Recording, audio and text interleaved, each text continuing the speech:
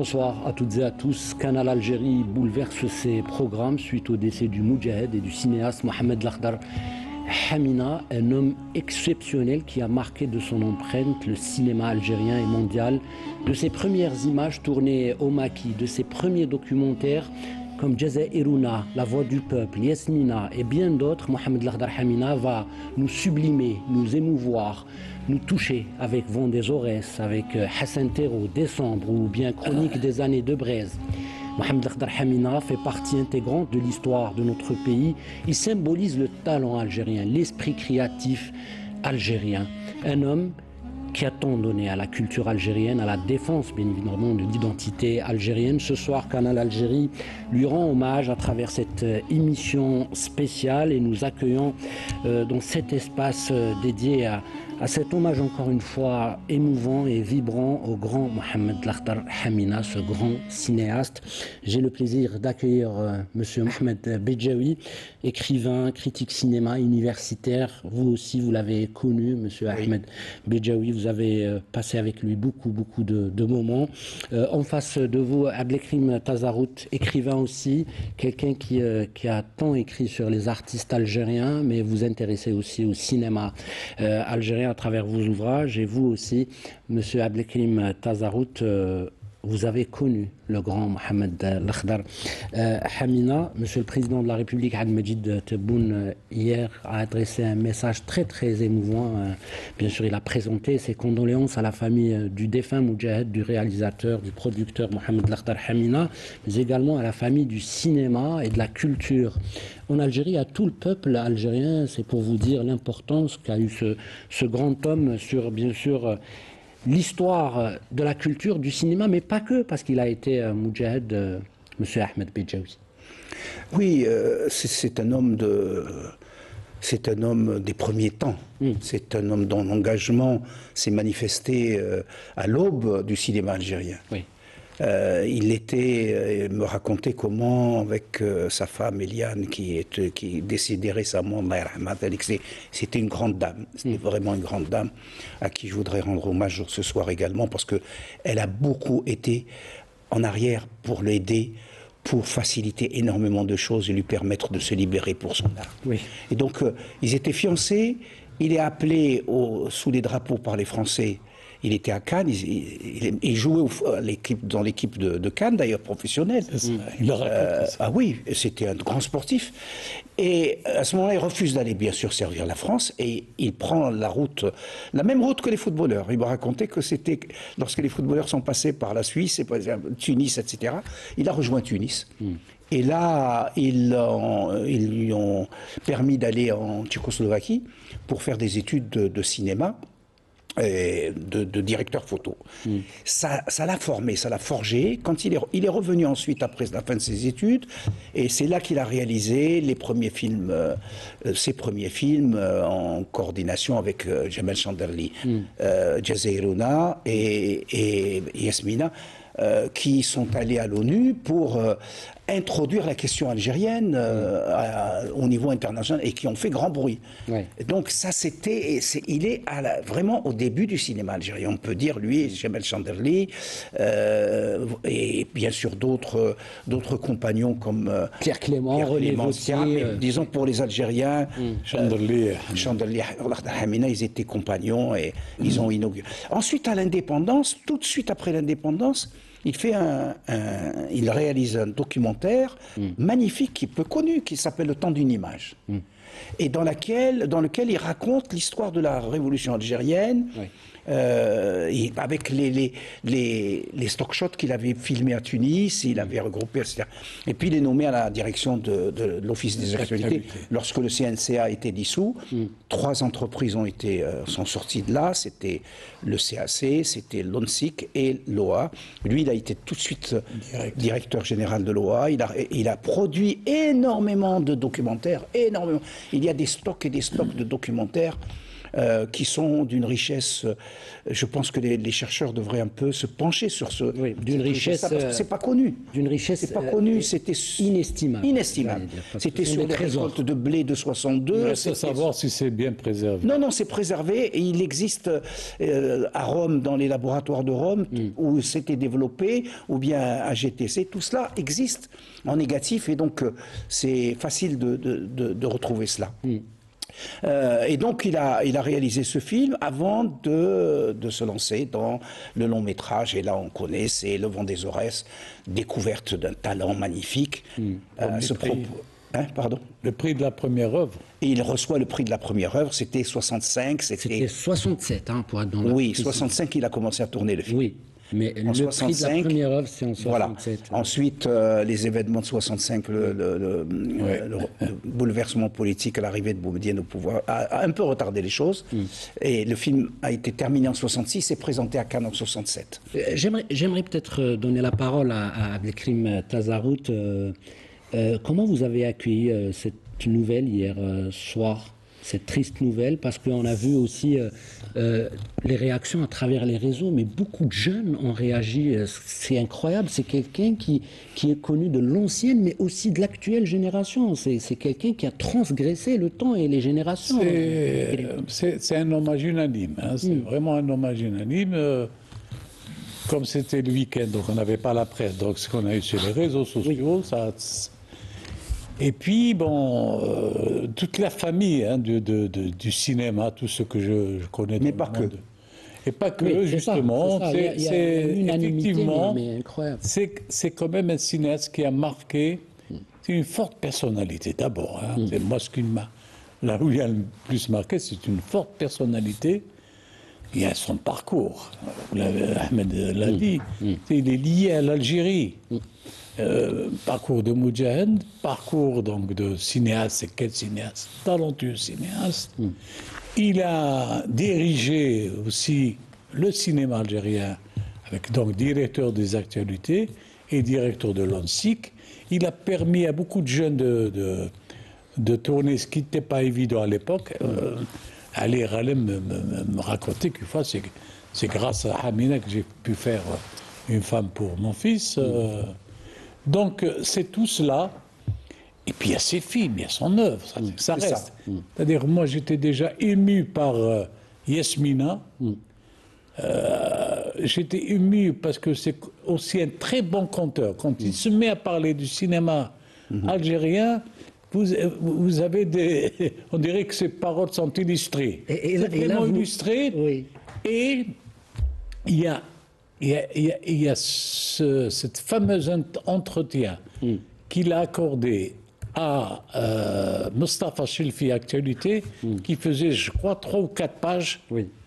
C'est quelque chose qu'il faut absolument retrouver. Oui. Alors, Monsieur Abdelkrim Tazarout, vous venez de me tendre la perche parce que vous me tendez la perche parce qu'on a un extrait justement d'une interview qui a été donnée à un jeune, Monsef Foura, en 2012. C'est plus récent. C'est plus récent et elle existe d'ailleurs sur YouTube. Hein, donc, on invite les jeunes, celles et ceux qui veulent connaître la carrière et le parcours incroyable, encore une fois, de Mohamed Lakhdar Hamina, de voir l'intégralité de cette interview, mais vous avez parlé de cette qualité de conteur, quelqu'un qui aimait bien compter. Et quelqu'un qui aime bien compter, c'est quelqu'un qui aime le partage et il a la générosité dans l'âme. On va découvrir comment il explique, Mohamed Lakhdar Hamina, sa découverte du cinéma.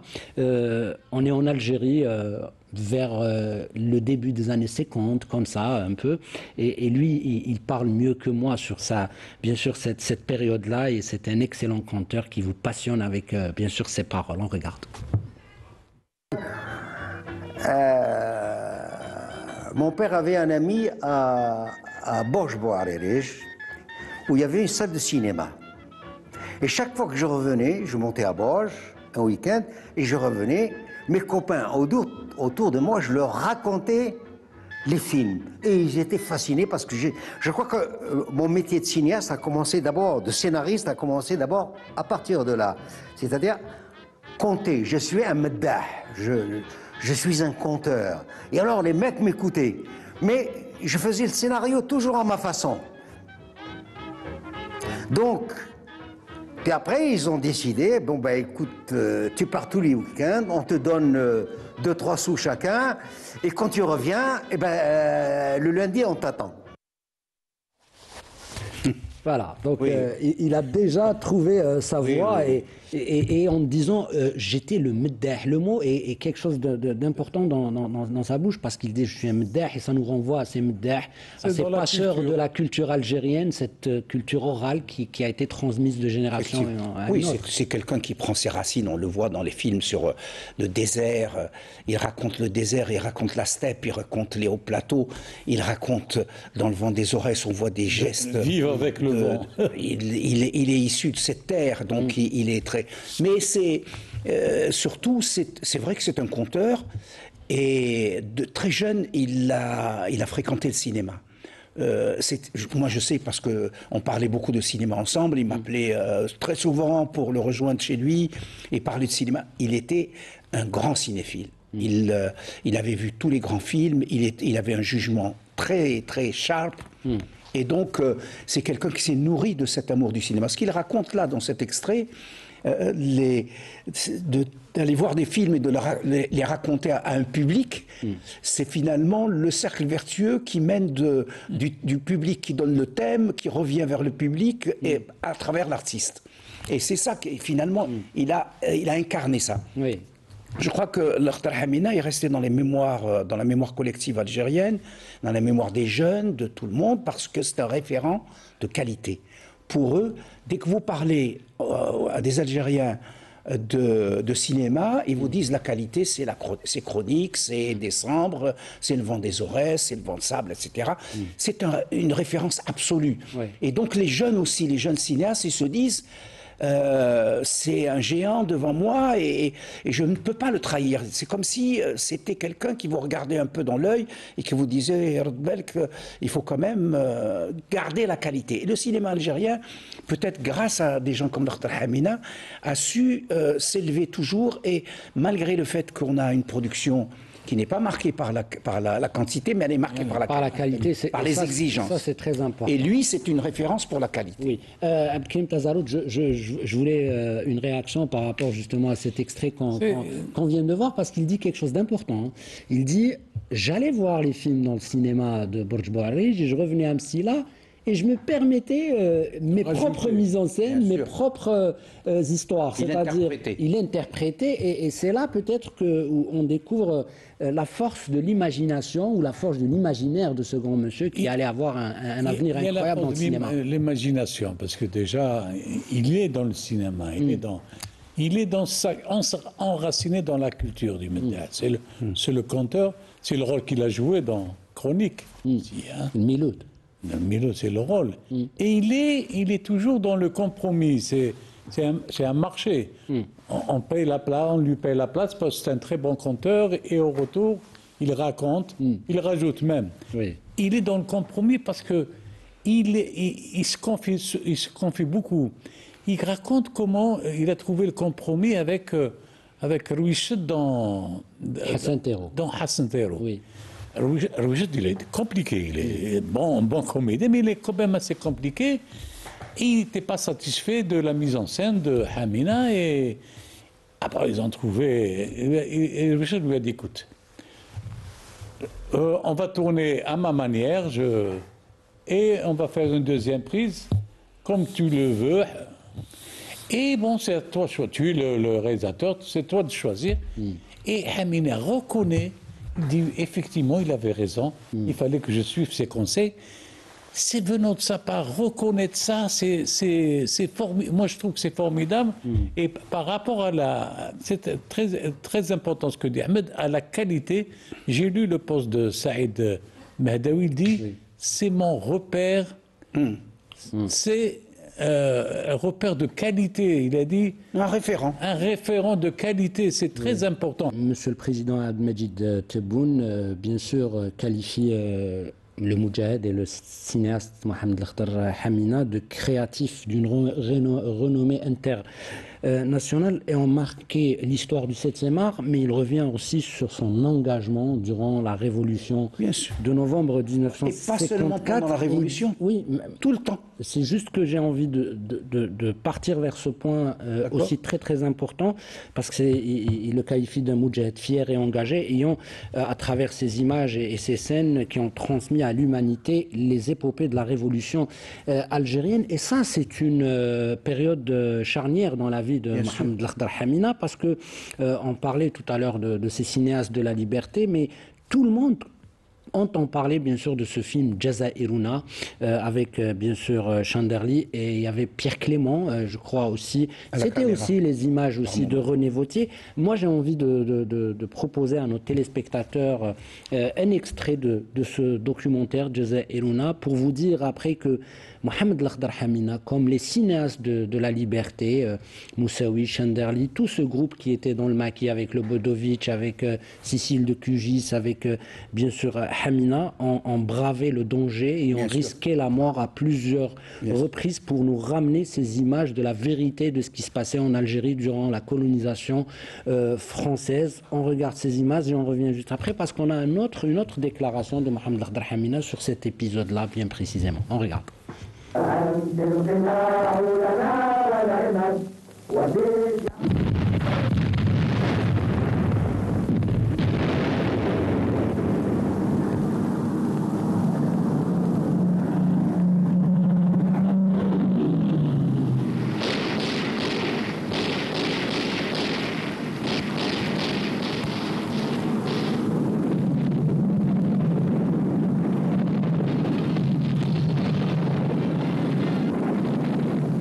منذ 6 أعوام تدور في الجزائر حرب ضروس.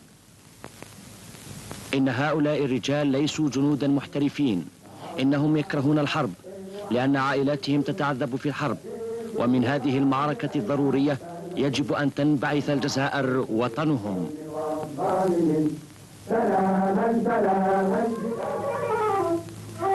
وطنهم هو قبل كل شيء أرضهم التي تمركز فيها المعمرون الوافدون من فرنسا وإيطاليا أو من أسبانيا، تمركزوا على 3 ملايين هكتارا من أخصر. Et oui, Monsieur Ahmed Bedjaoui, des images qui ont traversé toute la planète, qui ont été vues partout, et c'est grâce à ces images que le monde a pris conscience de la gravité de ce qui se passait en Algérie, de la dramatique histoire de la colonisation française en Algérie. Et ce sont des hommes comme ça qui ont eu ce courage d'affronter les bombes, les balles et l'aviation coloniale. Et Lakhdar n'a jamais cessé, en fait, quand on voit tant d'une image, quand on voit le vent des Aurès, quand on voit Hassan Thérault, Décembre, ensuite Crépuscule des Ombres, etc. Chronique. Eh bien, il n'a jamais cessé de dénoncer le colonialisme. Et il a quelque chose également, un grand courage, une grande perspicacité, lorsque dans la plupart de ses films, comme dans Le Temps d'une image et dans La Chronique des années de Brest, il montre que les pieds noirs, la population européenne d'Algérie n'était pas prête à cohabiter avec les Algériens. Le film se termine par le salut au maréchal Pétain. C'était des pro-nazis et les Algériens étaient anti-nazis. Donc il a ce courage de dénoncer certaines attitudes et il a anticipé sur ce refus, contrairement aux Sud-Africains, les Blancs Sud-Africains qui ont décidé de rester chez eux, et que les gens allaient faire l'OS, etc., et que c'était incapable, ces gens-là qui saluaient Pétain, étaient incapables de cohabiter avec les Algériens, et qu'il fallait une séparation. Ouais, donc ce que nous dit là M. Ahmed Bedjaoui est très très intéressant, c'est un trait de caractère, c'est quelqu'un qui était humaniste, qui détestait les racistes, qui était contre le fascisme, qui était contre le séparatisme, qui était pour des valeurs humaines. Hein. Il était bien sûr engagé sur ce cinéma, j'allais dire humanitaire, c'est ça. Et puis profondément féministe, parce que Le Vent de Sable, c'est un film à la gloire et en hommage à la femme algérienne, rurale. Ce point-là. Il est ancré dans cette culture, sa filmographie en témoigne. Il a commencé avec les films documentaires. Sa fiction est intimement liée à la guerre de libération, du premier film au dernier. Exactement, oui. Au dernier. Et puis, il a cette sagesse de dire, on lui a posé la question, pas moi, mais d'autres, pourquoi vous ne faites pas un film citadin de la ville et ça, je ne sais pas faire. Moi, ma vision, ce que je sais faire, c'est, je connais le désert. Donc tout se raconte, c'est le désert. Il parlait beaucoup de lyrisme, hein, donc de poésie, énormément, et d'onérisme. Parce que effectivement, oui. C'est juste qu'on a envie de l'écouter, de l'entendre sur cette partie consacrée justement à cette prise de conscience, hein, qu'il fallait, il le dit si bien, qu'il fallait mettre en image ce qui se passait en Algérie et montrer au monde les souffrances du peuple algérien. On va écouter le défunt et Moudjahid Mohamed Lakhdar Hamina tout de suite. Mais là où ma passion a grandi, c'est pendant la guerre de libération. Lorsque j'ai vu ce qu'on pouvait faire avec la communication de l'image. Un pou, Gemla. Quand tu la vois à l'œil nu comme ça, elle est toute petite. Mais quand tu la vois à l'écran, elle fait 12 mètres. Donc, nous, la révolution algérienne, j'ai voulu lui donner une dimension aussi grande que l'écran. Pas raconter des histoires. C'est pour ça que j'ai fait l'histoire d'une petite réfugiée, Yasmina. J'ai fait La Voix du Peuple, j'ai fait les fusils de la liberté. Il y a de l'avant-garde dans ce qu'il dit, c'est-à-dire déjà jeune, il avait compris qu'il fallait... Cinéma d'avant-garde, c'est un cinéma de grande dimension, oui. À la fois hollywoodien, etc., mais en même temps un cinéma onirique, parce que quand on voit Miloud, le personnage de Miloud dans la chronique, c'est de la folie. Il dit « béni soit la folie », dit-il, parce qu'avec un fou, tu peux dire des choses que le Saint-Esprit ne peut pas dire. Mais ce que je voudrais dire, c'est que Lakhdar Hamina est resté, il a été un grand metteur en scène, mais ce qui le soutient le plus, c'est son substrat, c'est le fait qu'il soit un grand directeur photo. Quand il avait l'œil à la caméra, quand il mettait son œil à la caméra, et là, en général, les réalisateurs ne mettent pas l'œil à la caméra, mais lui, il imposait. Il n'y avait pas un plan qui se tournait sans qu'il aille regarder le cadre. Il filmait même des séquences. Même s'il n'était pas directeur photo lui-même, il prenait des directeurs photo, mais c'est lui qui corrigeait tout. C'était un grand directeur photo. Sahraoui a beaucoup appris. Et il avait un regard, dès qu'il regardait le désert, par exemple, l'espace s'amplifiait, l'espace s'ouvrait, l'espace devenait très grand. Il me racontait, par exemple, c'était la RTA, j'étais directeur des services de production de la RTA lorsqu'on a produit Le Vent de Sable, et il a commandé une pellicule spéciale parce que pour le désert, chez Eastman Color, il fallait quelque chose qui soit particulier à cause de la saturation de la lumière. Il était très pointilleux, très professionnel. Très méticuleux, très exigeant en matière d'image. Et c'était, encore une fois, il mettait en scène en regardant l'objectif. Ça, c'est sa particularité. Avec Abdelkrim Tazarout, on voulait choisir le film de ce soir, après l'émission, et on s'est entendu sur Le Vent des Aurès. Le Vent des Aurès, parce que c'est un film, encore une fois, très lyrique, très beau, qu'Abdelkrim Tazarout a choisi lui-même l'extrait qu'il voulait. Donc je lui ai donné la main sur cet extrait. Je lui ai dit, quel extrait on va proposer aux téléspectateurs avant, bien sûr, la diffusion et la projection du film ce soir sur Canal Algérie. Et Karim Tazarout a choisi cet extrait, on va le découvrir ensemble. Et après, il nous expliquera pourquoi Karim Tazarout a choisi précisément cet extrait du film Les Vents des Aurès, 1967, signé par le grand Mohamed Lakhdar Hamina.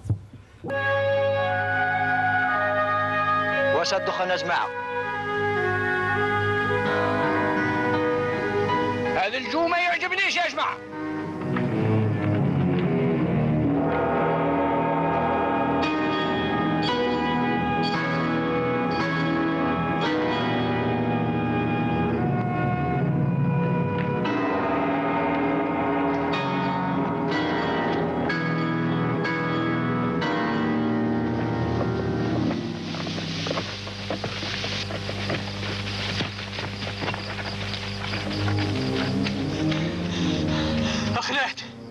جرمت موس حرقوها يا جماعه. الميمه اخلات يا ستار وسطن يا ستار واستر.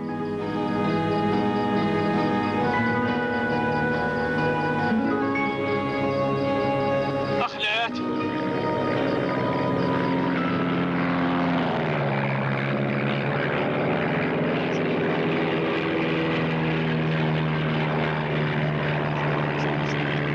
يا رب يا مصطفى.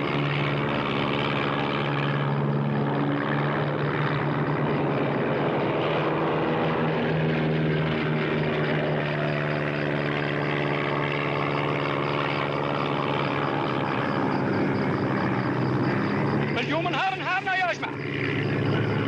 هيا العرش.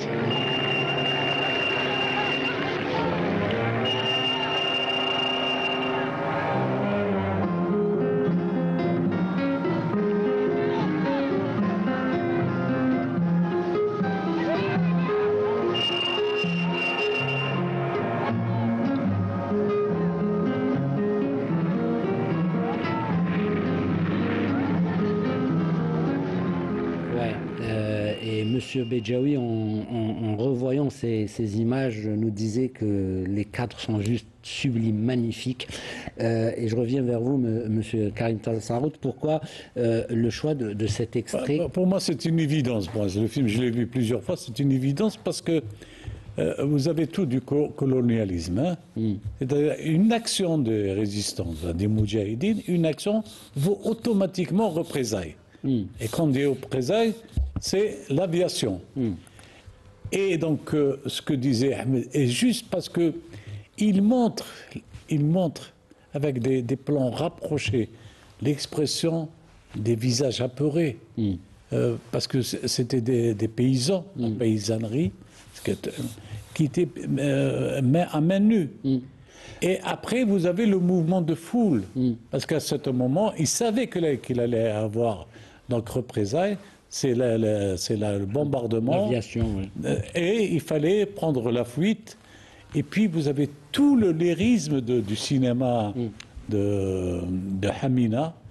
En même temps, c'est là qu'il campe ses personnages. On le voit. Oui, absolument. Il désigne ses avez personnages principaux. Et le récit va aller en s'appuyant sur ces personnages qui vont aller jusqu'à la fin. Vers la fin, où on retrouve... C'est une structure filmique très importante, très bien ficelée, très bien contrôlée, élaborée. Voilà, élaboré. Et quand vous parlez bien sûr d'acteurs ou les principaux personnages de ce film, il faut citer aussi Hassan El-Hassani. Ce sont des Mohamed Chouir, des ténors du cinéma et surtout du théâtre algérien. Il vient du réservoir du théâtre algérien. Hassan El-Hassani, Keltoum, Mohamed Chouir, il y avait Hatsmaïn. Et puis il y a eu un travail avec bien sûr Tawfiq Fares sur les dialogues, sur le scénario. Mustafa Kateb aussi était dans ce film, oui. Et il y avait la musique. Ça l'a accompagné jusqu'à la chronique. Hein. Jusqu'à la chronique des années de Brest. Monsieur aussi. Un grand scénariste. Alors on a la musique de Philippe Artéus, et puis il y a eu Liezid Rouja, dont bien sûr cette aventure avec Hamid Djellouli. Oui, il faut le dire parce que ce sont des aventures incroyables, cinématographiques, inoubliables. Oui. Si tu permets, parce que c'est quand même... à l'évocation de Yazid Rouja, qui est cinéaste aussi, monteur, cinéaste, je lui ai toujours dit, Yazid, qu'est-ce que tu attends? Il faut le filmer, il faut le faire parler, il faut l'enregistrer. Il m'a dit, j'ai commencé, mais je ne sais pas ce que... Et, sauf que, enfin, ce que je voulais plutôt dire, c'est Yazid est un habitué de Cannes, est décédé en partance vers Cannes, donc à Marseille. Oui. Ahmed Ben Aissa est décédé donc la veille de la projection d'un de ses films, La Goutte d'Or, qui était donc sélectionné à Cannes. Oui. Et là, donc, hier aussi, donc, Hamina, la veille de la projection. L'anniversaire du 50e. Il s'offre une sortie de grand artiste. Il a rendez-vous avec son destin, avec sa propre mort. Il met en scène sa sortie avec la coïncidence avec la Palme d'Or. C'est magnifique. Alors, c'est incroyable de dire salut l'artiste. Avec une copie restaurée. Magnifique. Oui, une copie restaurée, hommage. 50e anniversaire de cette Palme d'Or. Et puis la fin du film, elle est juste incroyable. Chronique des années de Brest, tout le monde en pleure. Et on voit Miloud quitter, bien sûr, quitter cette vie. Alors là, mais c'est un immortel, en quelque sorte. Hein. C'est un immortel. C'est un immortel. Non, il meurt dans le film, mais il ne meurt pas dans les mémoires. Il est présent. Impossible. Alors, je voulais dire que c'est une sortie, c'est une fin vraiment des seigneurs. Parce que dans la vie, c'était un seigneur, je vais te raconter rapidement, si on a le temps, 2 petites anecdotes. Allez-y. C'était en 86, Panorama du cinéma maghrébin à Constantine. On était assis à la maison de culture, il y avait Hamina bien sûr, j'avais un mal de tête incroyable. Et il m'a dit, écoute, je vais aller te chercher, j'ai ramené des comprimés de France, donc je vais te ramener ça va soulager Il y a un producteur, je ne vais pas citer son nom, paix à son âme, qui lui a dit, tu sais ce type, ce journaliste, il ne cesse pas de te critiquer. Il me dit, de quoi tu parles? Il a mal à la tête, je vais lui ramener son cachet, ça va soulager, on va discuter et laisse-le dire ce qu'il veut. Et la dernière fois, c'était à Cannes, on l'a rencontré, j'étais avec Yazid Rouja et Karim et Toumzien, il nous a automatiquement invités c'était un seigneur, il était généreux. Manger. Alors, ce qui est intéressant, non seulement donc on a mangé à Cannes, etc., mais durant 5 heures, il a raconté des choses incroyables de sa formation d'abord, ce qu'il a appris en Tchécoslovaquie. Et en tant que caméraman, ce qu'il avait... Oui, c'est sa formation de base. Mais en fait, c'est ça la substance justement de ce grand monsieur. C'est incroyable parce que M. Ahmed Bejaoui se souvient aussi du grand Mohamed Lakhdar Hamina qui aimait temps partager. C'est-à-dire quand il avait lui-même des invités qui ramenaient de l'étranger, de grands cinéastes, il n'hésitait pas à appeler la famille du cinéma pour partager avec lui. Je l'ai connu avant d'aller à l'IDEC, j'étais en 64, il était déjà à l'OA. Ensuite, je l'ai retrouvé en 66 parce que chaque fois qu'on avait un invité comme Nicolas Rey, Joseph Lozé, etc., les grands invités, Schlendorf, il invitait tout le monde et il nous amenait à Cheraga, à Deli Ibrahim, dans un grand restaurant, et il tenait une grande table. C'était un seigneur, c'était vraiment quelqu'un de... Donc, et puis, il vénérait ses collègues, c'était quelqu'un qui savait leur rendre hommage. Je voudrais simplement dire que, par rapport à l'extrait que tu as choisi, qui est très intéressant, parce qu'il est aussi une façon de raconter la sociologie de l'époque, la topographie également de ces champs, de ces espaces. Vous voyez que certains auraient mis dans les Aurès un endroit très restreint. Lui, il fait un travelling sur un champ de blé infini. Il aime les grands espaces. Mais le lien entre le Lakhdar Hamina de la Révolution et celui du vent des Aurès. Yasmina, elle se baladait avec une poule qui s'appelait Zina. Elle disait Zina, c'est ma poule. Et on retrouve Keltoum avec une poule qu'elle propose. Cette poule qui revient dans le vent des Aurès, oui. C'est un clin d'œil pour dire qu'il y a une continuité. Je suis le même, je suis le révolutionnaire, je suis le moudjahid. Oui. Et je voudrais signaler enfin que c'est quelqu'un qui a toujours été engagé.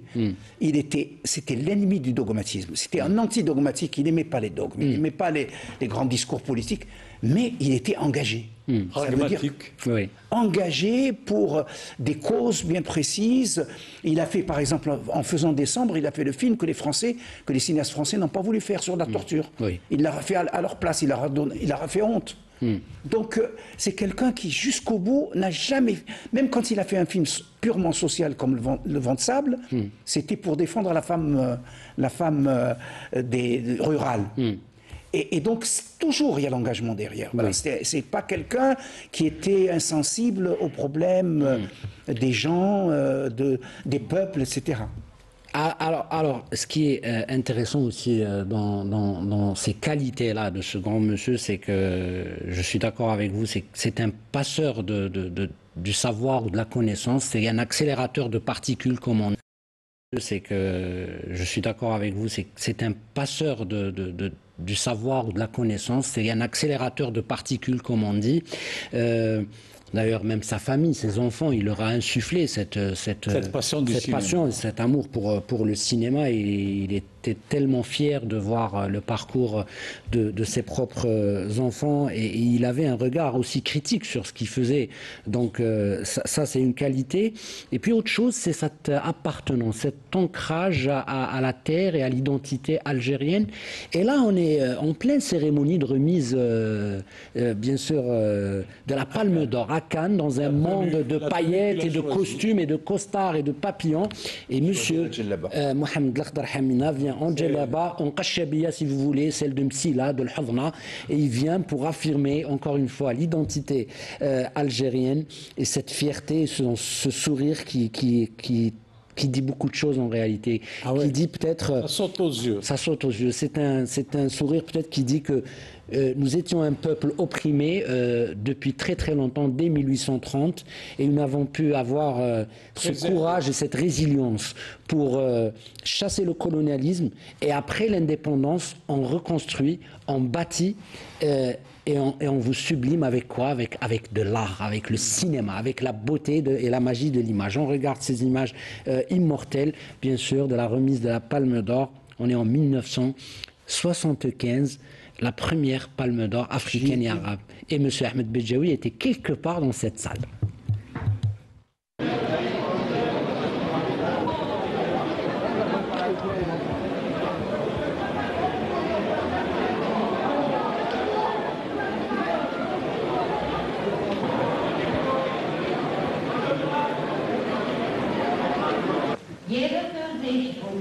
Gegen allen, Lilly Kafka, Autor,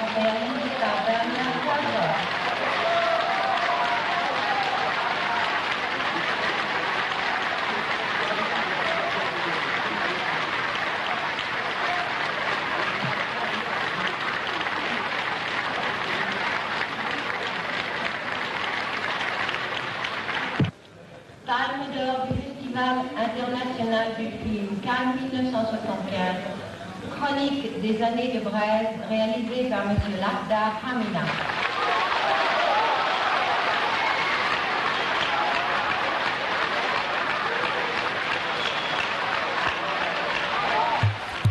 Monsieur Ahmed Bejaoui, qu'est-ce que ça vous fait de revoir ces images 50 ans après? C'était à la fois la consécration très rapide, on est à peine 12 ans ou 13 ans après l'indépendance, et en même temps l'annonce d'un rêve immense, parce qu'on est dans le pinacle, on est dans le Gotha du cinéma mondial, et on se dit, l'Algérie a forcé son chemin. Moi je crois que sa tenue là, c'était presque un signal iconographique de réponse aux orientalistes. Ça veut dire, vous nous avez filmé en nous réduisant, moi je viens habillé pour montrer que nous sommes différents. Nous sommes indépendants, nous avons fait cette guerre d'indépendance parce que nous sommes différents de vous. Vous avez votre culture, vous avez la Komdino Komulanadinouna, vous avez votre religion, nous avons notre religion, et nous avons décidé simplement de vivre séparément. Nous avons décidé de nous autodéterminés, de vivre par nous-mêmes. Et cette tenue, c'est un discours, c'est pas un choix, c'est un choix iconographique extraordinaire, avec un message immense. Voilà. Donc, sous les caméras du monde. Oui, et c'est vrai, quand Ahmed Bejaoui parle de cette affirmation de l'identité algérienne, et je me dis c'est incroyable, après toute cette panoplie, batterie de propagande, de violence faite par le colonialisme, d'acculturation, d'analphabétisation, parce que la France sur l'art. Oui, sur ça, c'est d'empêcher l'affirmation de l'identité algérienne. Et comme disait Ahmed Bejaoui, M. Abdelkrim Tazaout, c'est que c'est incroyable, on est à quelques années de l'indépendance, c'est-à-dire que c'est un pays tout frais qui commence à peine à se relever de ce cauchemar-là, parce qu'on se rappelle du combat de Cholet sur des maladies qui viennent d'un autre siècle que la France avait laissé, de 80% d'analphabétisme, et on arrive à fabriquer du cinéma du 100% algérien, M. Abdelkrim Tazaout. Oui, n'est-ce pas un exploit? L'image parle d'elle-même, et elle est tellement forte. Je crois qu'elle a marqué même des générations de la famille du cinéma, parce que Chafi Aboudrah a refait la même chose avec Bouchareb à Cannes, quand elle est venue monter les marches avec le kaftan ou une tenue traditionnelle. Oui. Donc c'est une image forte qui marque. C'est inoubliable ce type de... Bien sûr. Encore une fois, c'est l'identité, c'est l'affirmation d'une identité, un respect de l'identité de l'autre, mais une différence, marquer sa différence. Effectivement, et on a un extrait, Chronique des années de Braise. Oui. On va voir bien sûr Mohamed Lakhdar Hamina qui campe le rôle de Miloud. Bien sûr, c'est l'une des scènes les plus importantes de ce film. Vous savez que c'était Rouichet qui devait tourner Miloud. Oui, mais ça n'a pas pu marcher, ça n'a pas pu fonctionner. Le dernier moment, comme il ne fallait pas retarder la production, oui, mais et il a décidé de jouer lui-même le rôle. Oui, mais Mohamed Lakhdar Hamina, quand il explique cette aventure durant le tournage, il est très sympathique avec Rouichet. Il dit que Rouichet, finalement, c'est quelqu'un qui aimait improviser et que dans le film, Mohamed Lakhdar Hamina voulait que le texte soit respecté, c'est-à-dire la narration de ce texte qui a été fait, il a voulu qu'elle soit respectée. Texte d'ailleurs, c'est le texte de Melhoun, de tout ce que dit, c'est dû à notre grand écrivain Rachid Boujdala. Oui, c'est lui qui a écrit ça. C'est du Melhoun et c'est de l'algérien. On regarde cet extrait et on revient juste après.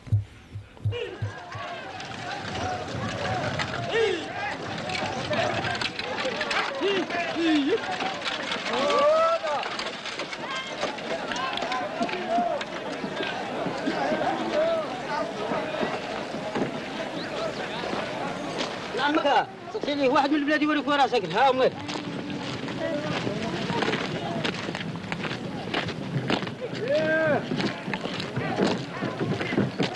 اهم جاو يرحم والديك دار قويدر بالاحمر اهم جاو العريانين الجعانين المصابين اهم جاو يرحم والديك قلت لك وين راهي دار قويدر بالاحمر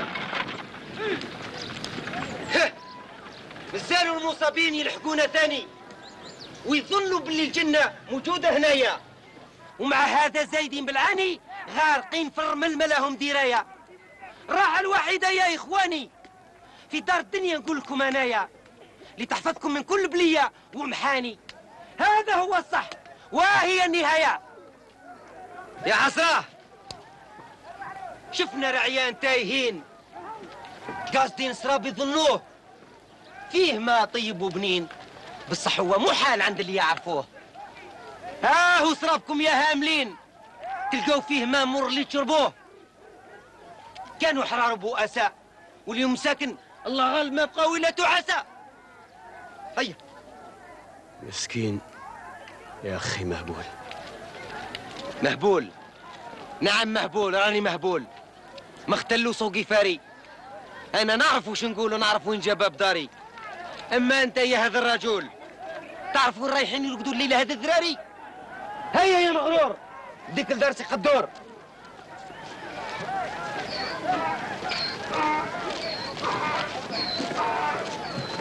هيا un grand comédien, un grand réalisateur, mais aussi un grand comédien, Mohamed Lakhdar Hamina, Monsieur Ahmed Bejaoui, quand on le voit évoluer sur cette scène. Il a dû venir comme ça au dernier moment parce qu'il n'avait pas le choix, il ne pouvait pas retarder le tournage. Il n'a jamais refait cette expérience, c'est dommage. Mais je sais que lui, c'était difficile pour lui d'être devant et derrière la caméra. Oui, oui. Donc, il n'a jamais voulu refaire l'expérience. C'était très, très difficile pour lui. Ces séquences-là, ça lui a coûté beaucoup parce qu'il ne contrôlait pas son image et ça le frustrait, quoi. Ouais. On va finir peut-être avec cette déclaration, cette interview donnée à la télévision algérienne, justement à Cannes, où il était justement Mohamed Lakhdar Hamina. Il parle de quelque chose d'incroyable. Il dit que pour réussir, il faut travailler. Et c'est avec ça qu'on a envie de finir cette émission, c'est la persévérance. Je voudrais préciser, pour l'avoir bien connu, fréquenté, c'était un grand ami. Il lisait beaucoup, ce que les gens ne savent pas. Il s'intéressait à énormément de choses. C'est un homme très cultivé. Quand il s'attaquait à un sujet, il allait au plus profond de ce sujet. Il avait fait pour la télé à l'époque, quand j'étais à la production de la télé, on lui avait commandé une série de documentaires sur les pays producteurs de pétrole. Mais il maîtrisait ces sujets. Spécialiste du pétrole, il savait tout. On l'écoute, Karim? Yallah. Oui, on l'écoute. Avec plaisir. On y va. Le talent n'est pas héréditaire. النبغة ولا النابغة ما هي إرادة. ما هي إرادة. بيكاسو أكبر يعني plus grand peintre pas du XXe siècle mais peut-être de l'humanité. L'un des plus grands peintres de l'humanité a laissé des enfants, il en a laissé 14 ou 15 ou 16, je ne sais pas, ils sont tellement nombreux. Ce n'est pas pour ça qu'il y a eu des Picasso qui savent peindre ou des trucs comme ça. Mais dans le cadre du cinéma, c'est autre chose. Ce n'est pas un problème de talent, c'est un problème de sérieux et de travail. كما نقولوا حنا قد ما تحدد تولي حداد. C'est en forgeant qu'on devient forgeron. أنا ولادي خذوا الطريقة هذه نتاعهم اللي دار فيلم مليح. نظن الفيلم Et on a voulu terminer cette émission avec ces propos encourageants. Il parle de l'avenir. Oui, il parle aussi de l'avenir parce que c'est un message adressé aux jeunes cinéastes aussi, aux jeunes talentueux, créateurs de l'image ou des artistes dans tous les domaines en fin de compte, parce qu'il dit c'est en forgeant qu'on devient forgeron et le talent, il n'est qu'à 5%, mais le reste c'est que du travail. Bien sûr. Oui. Voilà. Oui, mes condoléances à sa famille, à ses proches et la famille du Toute cinéma la famille algérien. du cinéma, parce que oui. De la culture. Oui, c'est une perte d'un grand monsieur, c'est une immense perte pour l'Algérie, pour le monde aussi du cinéma et le monde, bien sûr, de la culture, et non pas seulement qu'en Algérie, parce que Mohamed Lakhdar Hamina est une valeur universelle, effectivement. Et je suis convaincu que la presse demain va lui rendre un hommage unanime, mais c'est mérité. Certainement, et puis au bout de ce débat, la clé de ce débat, bien sûr, le cinéma, comme bien sûr Ahmed Bejaoui, et mettons le faire dans son émission, le Téléciné Club d'Ahmed Bejaoui à la télévision algérienne. Et c'est à vous que je donne la parole, peut-être, monsieur Ahmed Bejaoui, pour nous donner envie de voir, et aux téléspectateurs aussi, de nous donner envie de voir Le Vent des Aurès, 1967. Le Vent des Aurès, vraiment, c'est un film d'une grande fraîcheur, d'une grande spontanéité, en même temps très élaboré, très bien préparé. Lakhdar Hamina travaillait énormément ses scripts. Il laissait rien au hasard. C'était pas quelqu'un qui improvisait, hein, c'était très élaboré. C'est une redécouverte. Le film a eu le premier prix de la première œuvre à Cannes en 67. Il aurait pu avoir la palme. Hein, oui, parce que le vote, il y avait une voix peut-être, deux voix. Des réticences parce que c'était tout nouveau. Et puis il y avait aussi beaucoup de monde dans cette compétition à cette année-là. Il y avait de la concurrence. Hein. Et ensuite, il s'est affirmé. Je crois que Le Vent des Aurès, c'est un film qui a un souffle épique extraordinaire, qui raconte mieux que tout autre film, la révolution algérienne, la résistance du peuple algérien, la résilience du peuple algérien et son enracinement dans cette volonté de liberté. Parce que Lakhdar Hamina est comme son film, et comme Le Vent des Aurès, il souffle avec le vent et le vent de la liberté. Merci beaucoup, monsieur Ahmed Bejaoui. Peut-être un dernier mot, Karim Tazaout, par rapport au choix du film. Peut-être. Oui. Peut-être qu'il faudrait programmer Le Vent de Sable. Un jour. Oui, il faudrait redécouvrir ces films. Et il faudrait maintenant cette année. Crépuscule des ombres. Oui, et cette année, donc 2027, j'aimerais que le festival d'Annaba, d'Oran et du film engagé lui consacre des vrais hommages. Oui. Quand je dis vrais hommages, avec des conférences, avec des films choisis, des tables rondes. Aujourd'hui, on a un institut qui porte le nom de Mohamed Lakhdar Hamina, Institut du cinéma. En Algérie, c'est quelque chose C'était de son vivant. De son vivant, donc il a assisté à ça et son fils Tarek était là et bien sûr, et ça a touché vraiment Mohamed Lakhdar Hamina, bien sûr d'apprendre que... Il a fait plaisir. Bien sûr, d'apprendre qu'à travers cette école, beaucoup de jeunes vont apprendre... bien sûr, ce métier incroyable qui est celui du cinéma. C'était le premier à avoir déjà parlé d'industrie de cinéma et il avait des projets quand il était... Merci beaucoup Karim Tazarout, merci beaucoup Ahmed Bejaoui d'avoir fait le déplacement ici dans les studios du 21 boulevard des Martyrs, votre maison à tous les deux, hein. Vous êtes les enfants de la télé. Tout de suite, mesdames et messieurs, ce chef-d'œuvre cinématographique en noir et blanc, magnifique film signé par le grand réalisateur Moudjahed Mohamed Lakhdar Hamina, Vent des Aurès, 1967, prix de la première œuvre, Cannes de la même année, bien évidemment, avec une panoplie, une pléiade de comédiennes et de comédiens incroyables qui vient du réservoir du théâtre algérien. Ce sont des personnes magnifiques, engagées, à l'instar de Hassan El-Hassani, Keltoum, Mohamed Chouir, qu'on salue ce soir à travers cette émission, à qui on souhaite longue vie, Hatsmaïn, et puis il y a aussi le grand Mustafa Kateb, Ammar Tayan et plein d'autres. Bon film sur Canal Algérie. Merci de nous avoir suivis. Au revoir.